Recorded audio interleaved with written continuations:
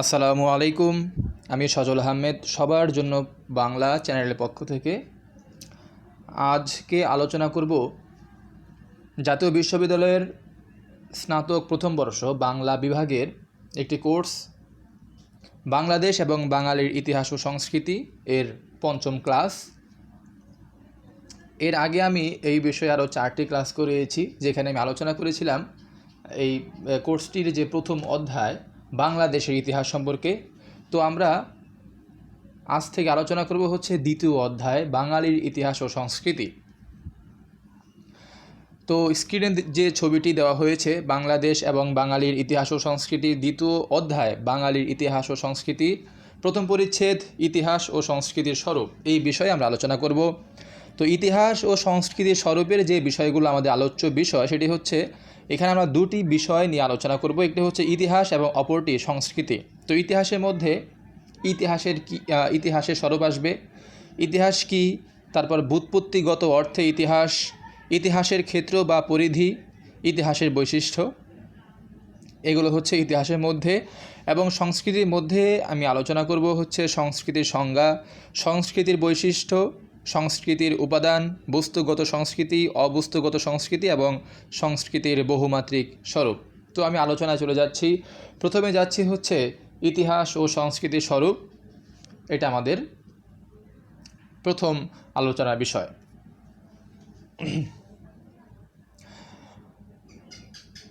ইতিহাস ও সংস্কৃতি সম্পূর্ণ আলাদা, অথচ একটি অপরটির সাথে গভীরভাবে সম্পর্কযুক্ত। প্রশ্ন আসে, তাহলে কোনটি আগে, ইতিহাস না সংস্কৃতি? এক্ষেত্রে বলা যায় অবশ্যই সংস্কৃতি আগে। ইতিহাস হলো কোনো ঘটনার নিরন্তর সত্যানুসন্ধান, অর্থাৎ ইতিহাস হচ্ছে কোনো একটি ঘটনার একদম যে অ্যাকুরেট সত্য, সেটা অনুসন্ধান করাই হচ্ছে ইতিহাসের ধর্ম। তো অন্যভাবে বলা যায় কোনো ঘটনা বা ঘটনার বিবরণ হচ্ছে ইতিহাস। আর সংস্কৃতি হলো একটি জাতি বা মানব গোষ্ঠী যা করে তা সংস্কৃতি, অর্থাৎ সংস্কৃতি হলো একটি জীবনযাত্রা প্রণালী। তো ইতিহাস কি, তার স্বরূপই বা কি, তা এক কথায় নির্ণয় করা অত্যন্ত কঠিন। তো আমি এখন আলোচনা করব, অর্থাৎ আমরা জানব ইতিহাস কি।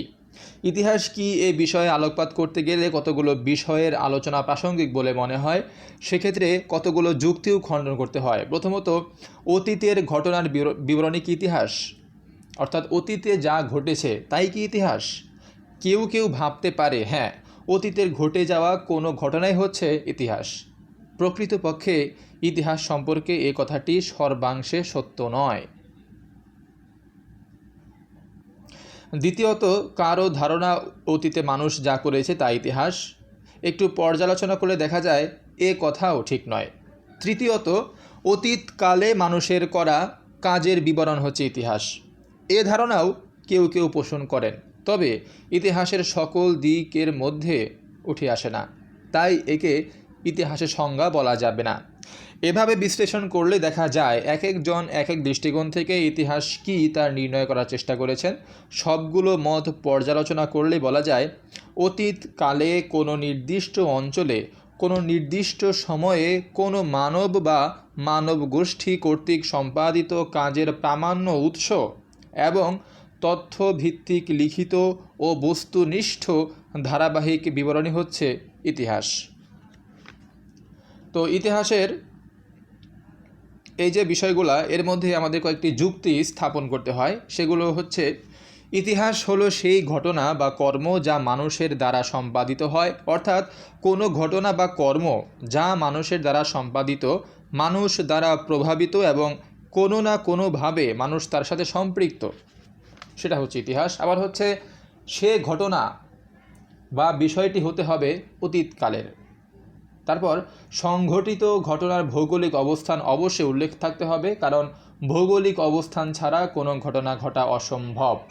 আরেকটি বিষয় হচ্ছে ঘটনা বা কর্মটি সম্পাদনের সময়, অর্থাৎ ঘটনার সাল ও তারিখ থাকতে হবে। তারপর হচ্ছে কর্মটি হতে হবে প্রামাণ্য তথ্য উৎসভিত্তিক। তারপর কর্ম বা বিষয়টির বিবরণ লিখিত থাকতে হবে। তারপর বিষয়টির বিবরণ যত দূর সম্ভব ধারাবাহিক হতে হবে। ঘটনাটি যেমন ধারাবাহিক হবে তেমনি ঘটনাটির বিবরণ থাকবে সময়ের ক্রমিক বিবরণ, এরপর কর্মটির বিবরণ হতে হবে বস্তুনিষ্ঠ। অর্থাৎ কাজেই ইতিহাস কি? এই প্রশ্নের জবাবে বলা যায়, মানুষ কর্তৃক সম্পাদিত বা সংশ্লিষ্ট অথবা প্রভাবিত অতীতের ঘটনা, কর্ম ও বিষয়ের বস্তুনিষ্ঠ বিবরণই হলো ইতিহাস। তো আমি এখন আলোচনা করব হচ্ছে ইতিহাসের ব্যুৎপত্তিগত অর্থ। স্ক্রিনে দেওয়া আছে যে ব্যুৎপত্তিগত, আপনারা যেন পুরোপুরি বুঝতে পারেন এবং দেখে লিখতে পারেন, এই জন্য এটি স্ক্রিনে দিয়ে দেওয়া হয়েছে। তো আমরা দেখতে পাচ্ছি ইংরেজি হিস্টোরি শব্দের বাংলার প্রতিশব্দ হচ্ছে ইতিহাস। হিস্টোরি শব্দটি এসেছে গ্রিক ও ল্যাটিন শব্দ হিস্টোরিয়া থেকে, যার অর্থ হলো সত্যানুসন্ধান বা গবেষণা। ইতিহাসের জনক হিরোডোটাস তার গ্রিক ও পারসিকদের মধ্যে সামরিক সংঘর্ষের ঘটনা সম্পর্কিত বইয়ের নামকরণ করেছিলেন হিস্টোরিয়া, যার ইংরেজি অর্থ করা হয়েছে হিস্টোরাইস। ঘটনার অনুসন্ধান অর্থে হিরোডোটাস হিস্টোরিয়া বা হিস্টোরি শব্দটি ব্যবহার করেছিলেন। বাংলা ইতিহাস শব্দটি এসেছে ইতিহ থেকে, যার অর্থ হলো ঐতিহ্য। ইতিহাস শব্দটির প্রত্যয় বিভক্তি দ্বারা ইতিহ যাক আস, এর অর্থ হলো এমনটি ছিল বা এমনটি ঘটেছিল। আপনারা ভালোভাবে দেখুন বিষয়টি। এই যে ইতিহ যোগ আস, এর অর্থ হলো এমনটি ছিল বা এমনটি ঘটেছিল। বাংলায় ইতিহাস সম্পর্কে আমরা জানলাম। তো 19 শতকের জার্মান ঐতিহাসিক এজন্য বলেছিলেন, প্রকৃতপক্ষে যা ঘটেছিল তার অনুসন্ধান বা বিবরণী হচ্ছে ইতিহাস। এজন্যই বলা হয়ে থাকে, চলতি অর্থে ইতিহাস হচ্ছে মানব কর্মকাণ্ড, সমাজ ও পারিপার্শ্বিকতা সম্পর্কিত বিশ্লেষণাত্মক লিখিত বিবরণ। এই বিবরণে মানব কর্মকাণ্ডের প্যাটার্ন, ধারা ও গতির উল্লেখ এবং মানবাচরণের সহজ ও সরলীকৃত ব্যাখ্যা দেওয়া থাকে। আমি ইতিহাস নিয়ে এত সংজ্ঞা নিয়ে আলোচনা কেন করলাম? কারণ হচ্ছে ইতিহাসের সংজ্ঞাটা অত্যন্ত গুরুত্বপূর্ণ। অনেকেই ইতিহাসের সংজ্ঞাটা পুরোপুরিভাবে বলতে পারে না। ইতিহাসের সংজ্ঞার মধ্যেই ইতিহাসের কিছু বৈশিষ্ট্য দেওয়া রয়েছে। এই বৈশিষ্ট্যগুলো হচ্ছে ইতিহাসের প্রাণ, অর্থাৎ বৈশিষ্ট্য ছাড়া যেমন কোনো কিছু সম্ভাব্য হয় না, এমনই আর কি। তো এই জন্য ইতিহাসের সংজ্ঞাটা একটু বেশি করে বললাম। আপনারা এর অ্যাকুরেট যে সংজ্ঞাটি দেওয়া হয়েছে এটি লিখে নেবেন। তো এরপর আমরা জানব ইতিহাসের ক্ষেত্র বা পরিধি। ইতিহাসের কারবার মানুষ ও তার পারিপার্শ্বিকতা অর্থাৎ প্রকৃতি কিংবা পরিবেশ নিয়ে। এছাড়া সমাজ, সংস্কৃতি ও সভ্যতার বিকাশ, পরিবর্তন এবং পতনও ইতিহাসের আওতাধীন। এজন্য বলা হয়, মানুষের সফলতা, ব্যর্থতার যুক্তি ও তথ্য নির্ভর অনুসন্ধান ইতিহাসের মূল বিষয়। তবে সকল ঘটনা ইতিহাসের বিষয় নাও হতে পারে। এজন্য বলা হয়, সময়ের সাথে সম্পৃক্ত, কাল ও স্থানের নিরিখে সংঘটিত তাৎপর্যপূর্ণ ঘটনাই ইতিহাস হয়। তো ইতিহাসে মানুষের অতীতের সামাজিক, রাজনৈতিক, অর্থনৈতিক, ধর্মীয় ও সাংস্কৃতিক কর্মের প্রতিফলন ঘটে। প্রকৃতপক্ষে এসব বিষয় ছাড়া মানুষের কর্ম সম্পাদন অসম্ভব। এতে বোঝা যায়, ইতিহাসের মধ্যে অবশ্যই মানুষের সকল কাজের বিবরণ স্থান পায়। অতীতের সমাজ সম্পর্কে জানতে গেলে সামাজিক ইতিহাস অবশ্যই পাঠ করতে হবে। এমনিভাবে অতীতের রাষ্ট্র শাসন পদ্ধতি সম্পর্কে জানতে হলে রাজনৈতিক ইতিহাস অধ্যয়ন করতে হবে। অর্থনৈতিক বিবর্তনের ধারা জানার জন্য অর্থনৈতিক ইতিহাস অবশ্যই পাঠ করতে হবে। চিকিৎসা পদ্ধতি তথা যে কোনো বিষয়ের ধারাবাহিক বিবরণ জানার জন্য সংশ্লিষ্ট বিষয়ের ইতিহাস পাঠ করতে হবে। এতে লক্ষ্য করা যায়, প্রতিটি বিষয়ই ইতিহাসের আওতাভুক্ত, কেননা বর্তমানকালের প্রতিটি বিষয় গড়ে উঠেছে অতীতের ক্রমবিবর্তন ও অতীত ঐতিহ্যের উপর ভিত্তি করে। এজন্য ইতিহাসের ক্ষেত্র সম্পর্কে বলা যায়, পৃথিবীর মানব কর্তৃক সম্পন্ন করা সকল কর্ম এবং বিষয় ইতিহাসের পরিধিভুক্ত। পৃথিবীর মানুষের আগমন, তার বিবর্তন, সভ্যতার ক্রমবিকাশ ও সমাজ ও রাষ্ট্রের সামগ্রিক সমীক্ষাই হচ্ছে ইতিহাস। আমরা জানলাম ইতিহাসের ক্ষেত্র বা পরিধি। এখন জানব ইতিহাসের বৈশিষ্ট্য। ইতিহাসের বেশ কয়েকটি বৈশিষ্ট্য রয়েছে, সেগুলো আমি আলোচনা করব। প্রথমত যে বৈশিষ্ট্যটি রয়েছে সেটি হচ্ছে, ইতিহাস মূলত উৎস ও তথ্যভিত্তিক, অর্থাৎ উৎস ছাড়া ইতিহাস রচনা করা অসম্ভব। পৃথিবীর যে কোনো যুগের, যে কোনো স্থানের বা যে কোনো বিষয়ের ইতিহাস রচনা করতে হলে অবশ্যই ঐতিহাসিকদের উৎসের আশ্রয় নিতে হবে। উৎসকে যাচাই বাছাই করে গ্রহণের জন্য দরকার তথ্য। ইতিহাস তথ্য ও তথ্যের সমন্বয়ে সমৃদ্ধ হয়। ইতিহাস রচনার ক্ষেত্রে প্রামাণ্য উৎস ও সঠিক তথ্য খুবই গুরুত্বপূর্ণ। দ্বিতীয়টি হচ্ছে ইতিহাসের গুরুত্বপূর্ণ বৈশিষ্ট্য হলো তা অনুসন্ধানমূলক, অর্থাৎ অনুসন্ধানমূলক। এটি একটি গুরুত্বপূর্ণ বৈশিষ্ট্য। যথাযথ অনুসন্ধানের মাধ্যমে বিভিন্ন তথ্য পর্যালোচনা করলে আসলটি গ্রহণ করে ঐতিহাসিক। অনুসন্ধানের কারণে মানব ইতিহাসের ধারাবাহিক বিবরণ বা ইতিহাস লিপিবদ্ধ করা সম্ভব হয়েছে। অনুসন্ধান দ্বারাই অতীতের কোনো ঘটনা একালে মানুষের সামনে উপস্থাপিত হয়। তো তৃতীয়টি হচ্ছে সর্বজনীনতা। ইতিহাস হবে সর্বজনীন। এতে জাতি, ধর্ম, বর্ণ নির্বিশেষে সকলের কর্মের বিবরণ থাকবে। ইতিহাস রচিত হবে সব কালের, সব যুগের, সব মানুষের জন্য। এর ব্যত্যয় ঘটলে ইতিহাস সর্বজনীন বৈশিষ্ট্য হারিয়ে ফেলে। ইতিহাস সর্বজনীন হলে তা সকলের কাছে গ্রহণযোগ্য হয়। তো চতুর্থ বৈশিষ্ট্যটি হচ্ছে ধারাবাহিকতা এবং সময়ানুক্রমিকতা, অর্থাৎ ইতিহাসে বর্ণিত কোনো ব্যক্তি, জাতি বা দেশের ইতিহাস অবশ্যই ধারাবাহিক হবে। ধারাবাহিকতার পাশাপাশি ইতিহাসে থাকে সময়ানুক্রমিকতা, অর্থাৎ কারণ ইতিহাসে যত ঘটনা ঘটেছে নিশ্চিতভাবে তা কোনো না কোনো সময় অর্থাৎ সন তারিখে সম্পন্ন হয়েছে। পঞ্চমত হচ্ছে তথ্যনির্ভর ও অবিচ্ছিন্ন। ইতিহাস হবে সঠিক তথ্যনির্ভর ও অবিচ্ছিন্ন। বিভিন্ন তথ্য বাছাই করে ইতিহাস গ্রহণ করে সঠিক তথ্যটি। এখন যে তথ্য সঠিক, ভবিষ্যতে ওই বিষয়ে আরও যুক্তিগ্রাহ্য বা সঠিক তথ্য উদ্ঘাটিত হলে স্বীকৃত বর্তমান তথ্য পরিবর্তন, সংশোধন এমনকি বর্জনও হতে পারে। সুতরাং সঠিক তথ্য ইতিহাসের অন্যতম প্রধান বৈশিষ্ট্য। এছাড়া ইতিহাস হবে অবিচ্ছিন্ন। বিচ্ছিন্ন কোনো ঘটনা ইতিহাসকে পূর্ণতা দিতে পারে না। কাজেই বলা যায় অবিচ্ছিন্নতা ইতিহাসের চিরন্তন বৈশিষ্ট্য। এছাড়া ইতিহাসের স্বরূপ নির্ণয় করতে গেলে আরও নানা বৈশিষ্ট্য লক্ষ্য করা যায়, যেমন আত্মোপলব্ধি, নিরপেক্ষতা, মানবীয়তা, প্রাচীনত্ব, পরিবর্তনশীলতা, স্বকীয়তা, ক্রমবর্ধনশীলতা, সঠিক পথের নির্দেশনা, মহানুভবতা, আন্তর্জাতিকতা, বৈজ্ঞানিক দৃষ্টিভঙ্গি ইত্যাদি। এ হচ্ছে আমাদের ইতিহাস। ইতিহাসের স্বরূপ, ইতিহাসের সংজ্ঞা আমরা জানলাম ইতিহাসের ব্যুৎপত্তিগত অর্থ এবং পরিশেষে পরিধি এবং ইতিহাসের বৈশিষ্ট্য। এখন আমরা জানব সংস্কৃতির স্বরূপ বা সংস্কৃতি সম্পর্কে।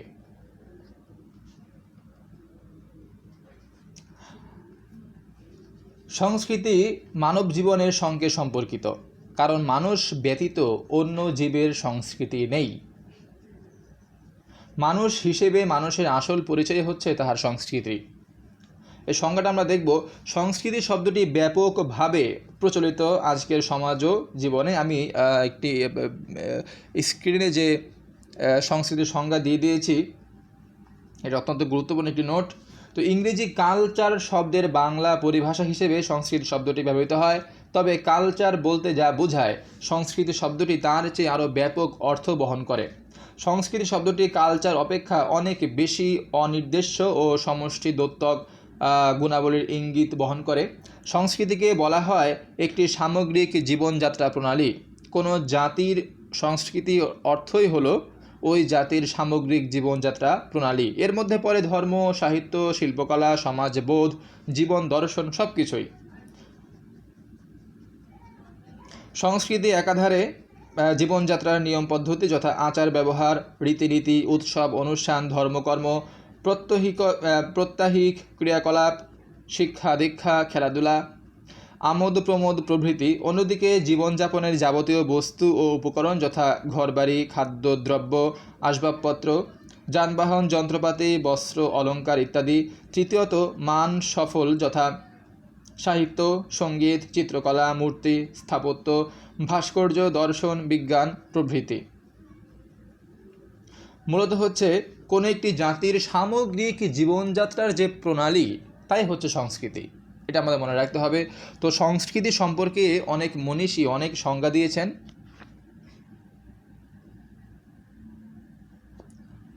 যেমন সমাজবিজ্ঞানের সংস্কৃতি বলতে সামাজিক মানুষের পরিপূর্ণ জীবনের প্রকাশকে বোঝায়। এছাড়াও সংস্কৃতি হচ্ছে সমাজের সামগ্রিক অবস্থা। একটি সংজ্ঞা হয়েছে, বস্তুত কোনো জনগোষ্ঠীর আচার আচরণ, কাপড় চোপড় পরা, রান্নাবান্না করা ইত্যাদির মাধ্যমে যে চিত্র ফুটে ওঠে তাকে বলা হয় সেই গোষ্ঠীর সংস্কৃতি। অর্থাৎ মানুষের সামগ্রিক জীবনধারাই হচ্ছে তার সংস্কৃতি। এটি অত্যন্ত সংক্ষিপ্ত এবং সুন্দর একটি সংজ্ঞা, যে মানুষের সামগ্রিক জীবনধারাই হচ্ছে তার সংস্কৃতি। মানুষের সামাজিক বা অজৈব সব চাহিদাই তার সংস্কৃতি দ্বারা প্রভাবিত। আবার জোন্স বলেন, culture is the some of man's creations, অর্থাৎ মানব সৃষ্ট সব কিছুর সমষ্টি হলো সংস্কৃতি। আবার সমাজবিজ্ঞানী রস বলেন, culture is the total acquired behaviour patterns transmitted by imitation or instruction, অর্থাৎ শিক্ষা অথবা অনুকরণের মাধ্যমে অর্জিত সমগ্র আচরণের ধরনটাই হচ্ছে সংস্কৃতি।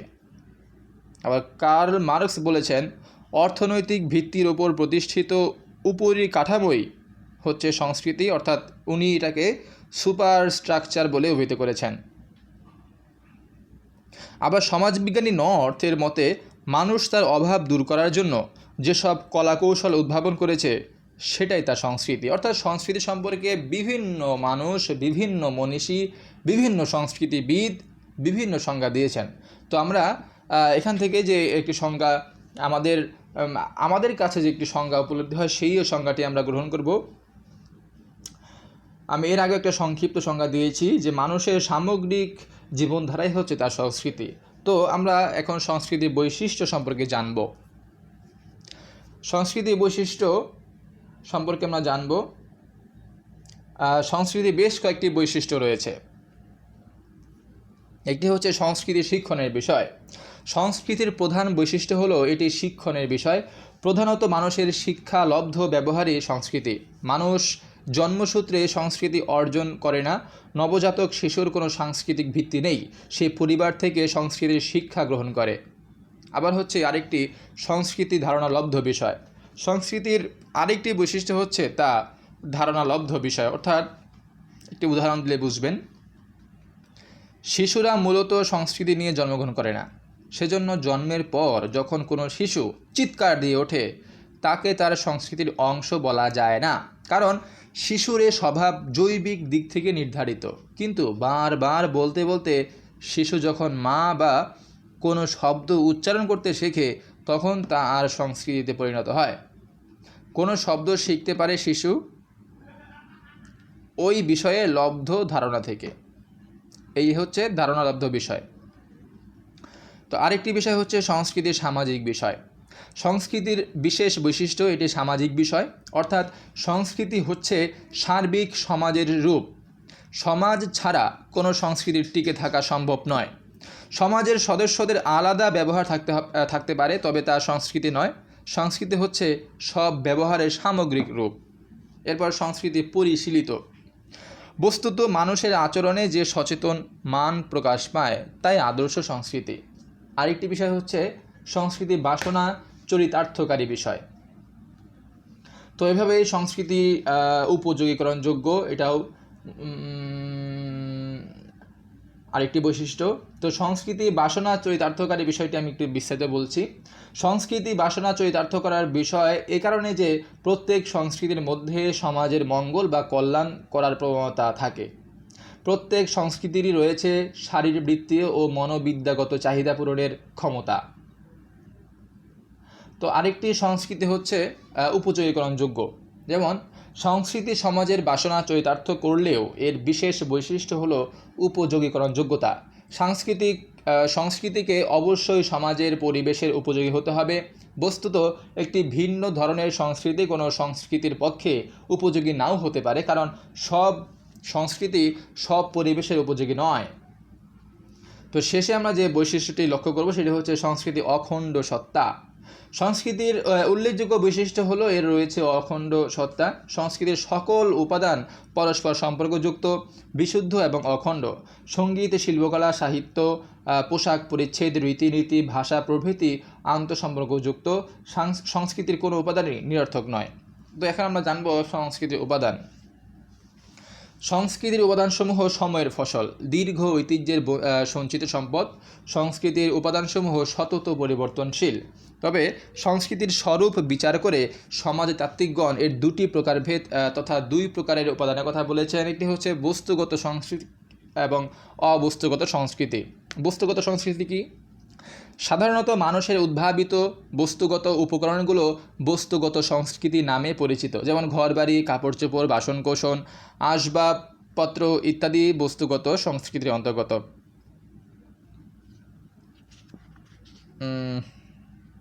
এই সংস্কৃতিগুলো মানুষের জীবন ও জীবিকা কেন্দ্রিক। যেমন এখানে রয়েছে জীবিকা ও জীবন কেন্দ্রিক কিছু সংস্কৃতি রয়েছে, যেমন কামার, কুমার, গোয়ালা, কাঠুরে, দর্জি, ঘরামি, কবিরাজ, ধোপা, নাপিত এগুলো।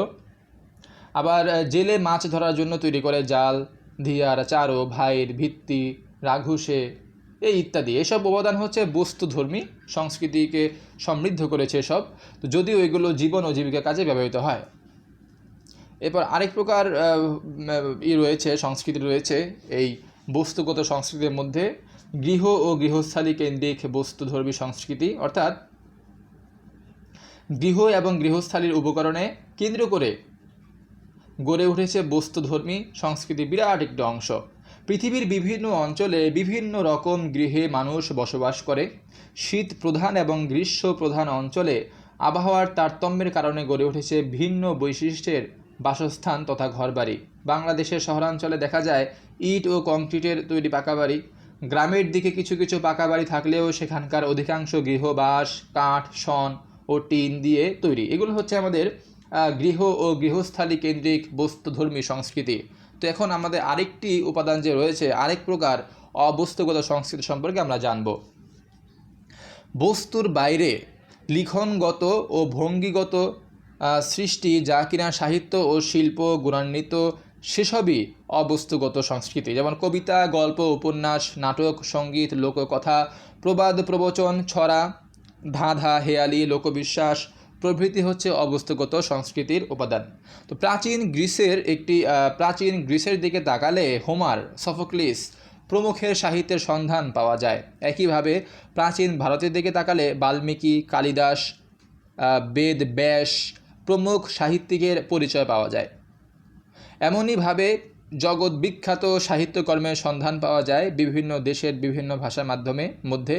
জার্মানির গেটে, রাশিয়ার টলস্টয়, ইংল্যান্ডের শেক্সপিয়র, ইতালির পেত্রার্ক, বাঙালির রবীন্দ্রনাথ, নজরুল প্রত্যেকেই সাহিত্যকর্ম অবস্তুগত সংস্কৃতি ভাণ্ডারে ঐশ্বর্য দান করেছে। তো জীবিকার বাস্তব উপকরণ, সমাজের বাস্তব রূপ ও মানব সম্পদ, এই তিনের ক্রিয়ার প্রতিক্রিয়ার ঘাত প্রতিঘাতে যুগে যুগে সংস্কৃতির রূপ ফুটে উঠেছে। বস্তুগত ও অবস্তুগত সংস্কৃতি একে অপরের পরিপূরক। এই হচ্ছে আমাদের সংস্কৃতি। আরেকটি বিষয় রয়েছে সংস্কৃতির বহুমাত্রিক স্বরূপ। এটা আমি নোট করে দিচ্ছি, দেখতে পাচ্ছেন সংস্কৃতির বহুমাত্রিক স্বরূপ, অর্থাৎ সংস্কৃতি রূপান্তরের ভিতর দিয়ে অগ্রসর হয়। আবার হচ্ছে দ্বিতীয়টি, সংস্কৃতির সৃষ্টি হয়েছে মানুষের বাস্তব প্রয়োজনে। সংস্কৃতি মানুষের জীবন সংগ্রামে শক্তি যোগায়। মানুষের প্রকৃত পরিচয় সংস্কৃতি এবং সাংস্কৃতিক উপাদানের মধ্যে নিহিত। আবার মানুষের বড় বৈশিষ্ট্য হচ্ছে অন্ধত্ব থেকে মুক্তি কামনা, জীবিকা অর্জন করা এবং জীবিকাকে সহজে সাধ্য করা, এগুলো আমাদের সংস্কৃতি সাহায্য করেছে। আরেকটি বিষয় হচ্ছে তৃতীয়ত, সংস্কৃতির উপাদান বলতে মানব সম্পদকেও বোঝায়। এখানে মানব সম্পদকে আনা হয়েছে, অর্থাৎ চিন্তা, দর্শন, ধর্ম, কল্পনা, ধ্যান, ধারণা, এসব হচ্ছে সংস্কৃতির উপাদান। এই হচ্ছে আমাদের সংস্কৃতি, আমাদের ইতিহাস। তো আমাদের আজকের ক্লাস এ পর্যন্তই। আগামী ক্লাসে আমরা দ্বিতীয় পরিচ্ছেদ নিয়ে আলোচনা করব। দ্বিতীয় পরিচ্ছেদে থাকবে ইতিহাস ও সংস্কৃতি সম্পর্কিত ধারণার বিবর্তন। সেই পর্যন্ত ভালো থাকুন, সুস্থ থাকুন, নিরাপদ থাকুন। আসসালামু আলাইকুম।